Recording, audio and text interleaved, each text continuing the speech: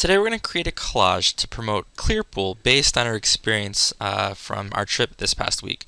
So we can get a little bit of information from the Clearpool website, including this text right here, and we can apply that to our collage.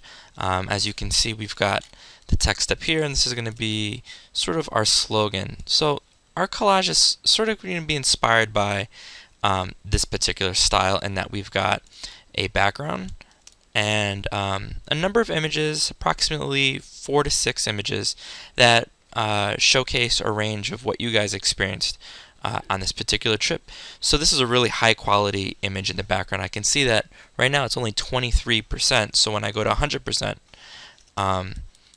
there's a lot of detail.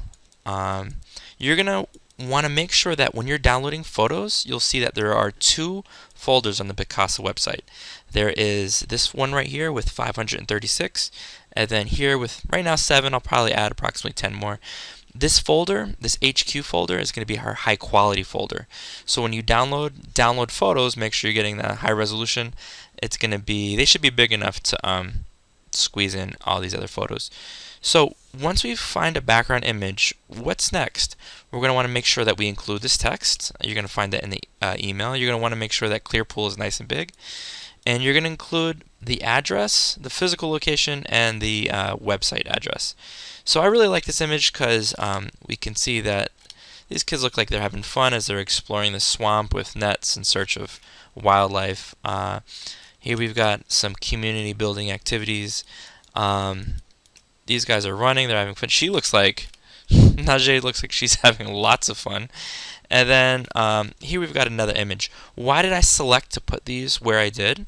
Remember, we're always looking for high contrast, so I can see that this image around the hair is really light, sort of contrasts well with the background.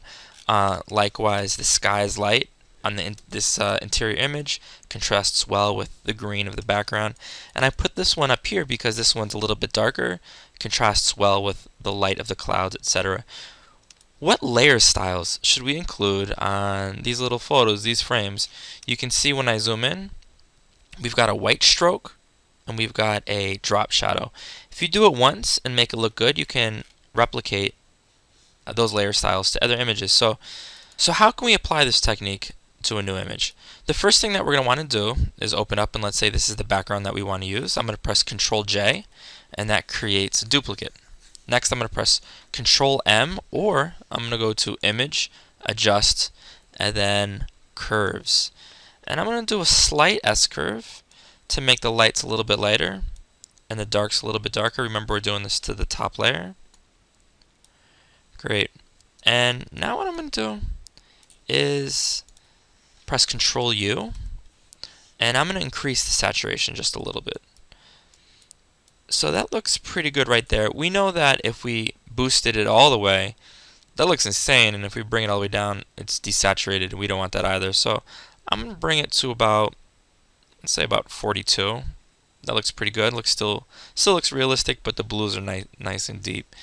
Alright, so that's not the image we want, but we do want a few showcasing our experience.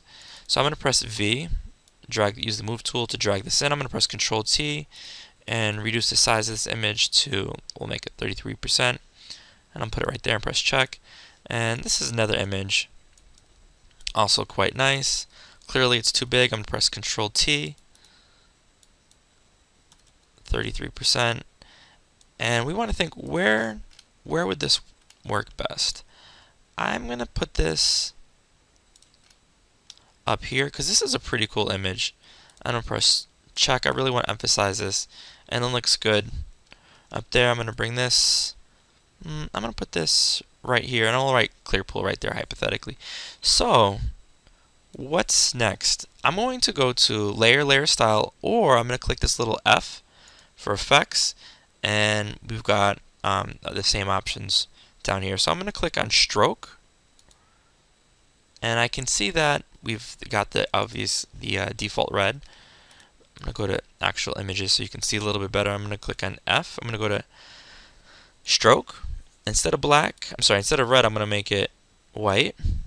And 3 pixels looks pretty good for this high quality image. I'm going to press OK. And then again, I'm going to press F, and I'm going to click on Let's do outer glow. I lied. We don't want to do outer glow. Let's do drop shadow. Nice.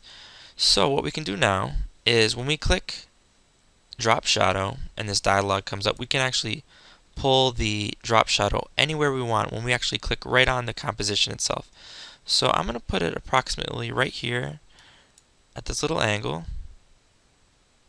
and I like that. I'm going to reduce the opacity a little bit. I'm going to enhance the distance, the spread, and drop down the opacity a little bit more. So, and again, you're going to want to make sure it's perfect because we're going to be duplicating it. I really like that. That looks pretty good right there, and you can see if I zoom in what precisely that looks like. Nice. So now what I'm going to do is hold Alt and click on the F and drag it to the next layer. And when we do, it's copied immediately. Now I'll shift this over so you can see. In fact, I'll put it right underneath. Hold Alt, drag it down to this layer. Great. And so now we've got our perfect layer style applied to multiple layers. And if I were to grab one more layer, let's say hypothetically I wanted this layer, I'll drag it in, and I can see that, oh, this is also interesting. I can see that this layer already has layer styles on it. Let's say we wanted to get rid of them. And I'm going to hide these just for a second. I can see that we've already applied something. Let's say we want to get rid of it. If I click on this little down arrow to the right of the layer, I can then hide these, bring them back, or I can click on effects, drag it to the garbage can, and it's gone. If I press Ctrl-Z, bring it back. And if I wanted to delete, let's say, just the drop shadow, simply click on just the drop shadow, drag it to the garbage can, and now that's gone, but the stroke remains. Alright, ladies and gentlemen, what I want you to do is experiment with this, have fun. I'm really curious to see what you guys are going to be able to produce today. Good luck.